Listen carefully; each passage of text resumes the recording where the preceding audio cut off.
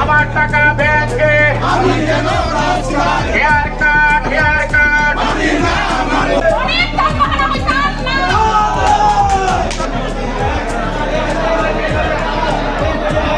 আমার টাকা ব্যাংকে আমি কেন রাস্তায় আমার টাকা ব্যাংকে আমি কেন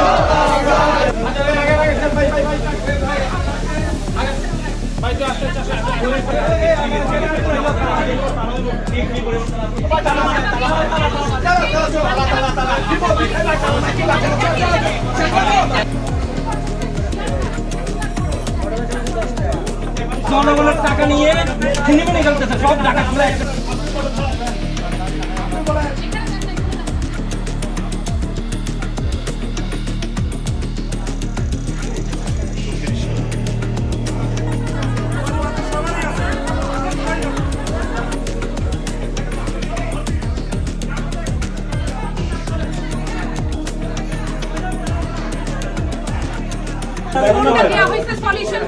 আপনি করতে পারবেন দেখে বা আপনি উপরের লেভেলে বলতে পারবেন দেখে আপনাকে জানানো হয়েছে। আজকে এখানে 150 থেকে 200 মানুষ জমায়েত হয়েছে। আজকে পুলিশ প্রশাসন আমাদের পাশে আছে, মিডিয়া আমাদের সামনে আছে। কারণ কেন সামনে আছে? আমরা আমাদের হকের দাবি করতেছি। এত কথা স্যার বলবো না। লেনদেন স্বাভাবিক করেন, হেয়ার কাট বাতিল করেন। নিজেদের টাকা অটো রিনিউ করলেও হেয়ার কাট করবেন, তুলতে গেলেও হেয়ার কাট করবেন। এগুলো তো কোনো জুলুমের পর্যায়ে পড়ে, এগুলো তো মহা জুলুমের মধ্যে পর্যায়ে পড়ে স্যার। আমাদেরকে কোথায় নিয়ে আসছেন আপনারা স্যার?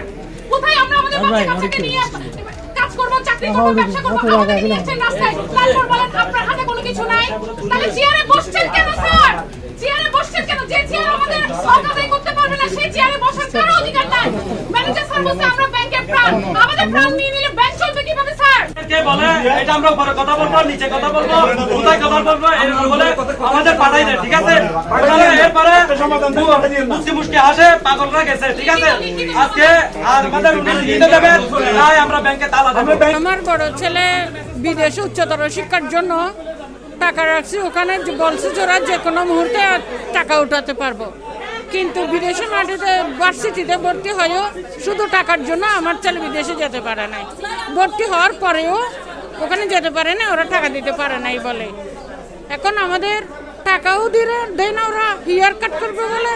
এখন ছেলের স্বপ্ন বারবার ভেঙে যাচ্ছে, ওরা কোনো অবস্থাতেই টাকা দিচ্ছে না, বারবার স্বপ্ন ভেঙে যাচ্ছে।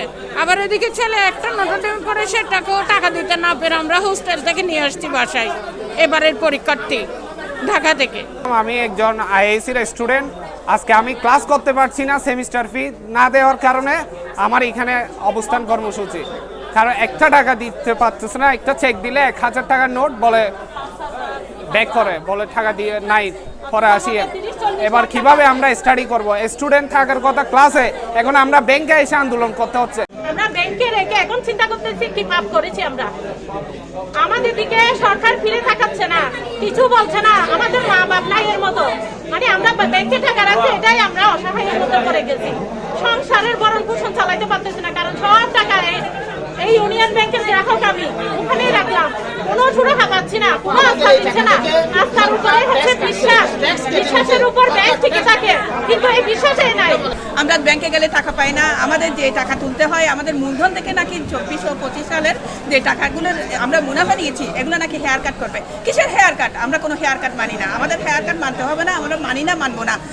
আপনারা যদি ব্যাংকে বসে এসির বাতাসে বসে আপনারা বেতন বোনাস সব কিছু নিতে পারেন, তবে আমরা কেন আমাদের মূল টাকা থেকে আমাদের হেয়ার কাট হবে? আমরা তো এটা তো একটা অযৌক্তিক, একটা মানে অন্যায় একটা কথা।